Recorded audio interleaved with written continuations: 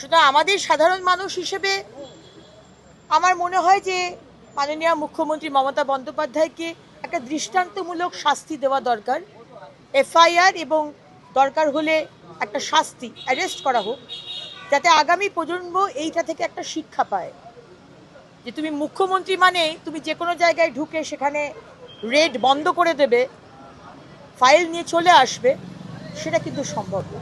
রাজ্য সরকার তারা এই যে সুপ্রিম কোর্টে যে মামলা হয়েছে তার গ্রহণযোগ্যতা নিয়ে প্রশ্ন তুলেছিল। আজকে মামলা ছিল, সেই মামলাটা পিছিয়ে গেছে আগামী মঙ্গলবার। সেই মামলার পরবর্তী ইডির মামলা তো কি বলবেন?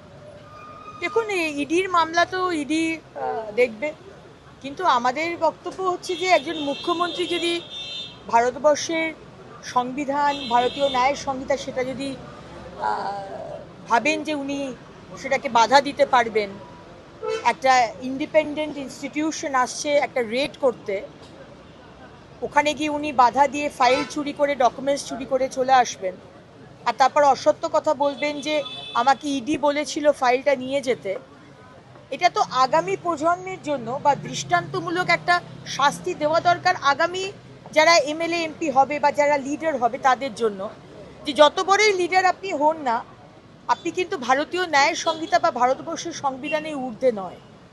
সুতরাং আমাদের সাধারণ মানুষ হিসেবে আমার মনে হয় যে মাননীয় মুখ্যমন্ত্রী মমতা বন্দ্যোপাধ্যায়কে একটা দৃষ্টান্তমূলক শাস্তি দেওয়া দরকার। এফআইআর এবং দরকার হলে একটা শাস্তি, অ্যারেস্ট করা হোক, যাতে আগামী প্রজন্ম এইটা থেকে একটা শিক্ষা পায় যে তুমি মুখ্যমন্ত্রী মানে তুমি যে কোনো জায়গায় ঢুকে সেখানে রেড বন্ধ করে দেবে, ফাইল নিয়ে চলে আসবে, সেটা কিন্তু সম্ভব না। ইডির মামলা যখন পিছিয়ে যাচ্ছে তখন পশ্চিমবঙ্গে আজ দুর্গাপুরে বুদবুদ থানার ওসি মনোরঞ্জন মণ্ডলের বাড়িতে ইডি, এছাড়া বিভিন্ন জায়গায় ইডির লাগাতার তল্লাশি চালাচ্ছে।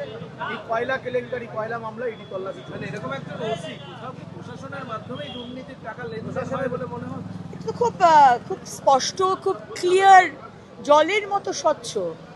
কারণ আজকে যেভাবে দুর্নীতি ছড়িয়েছে, এটা তো একটা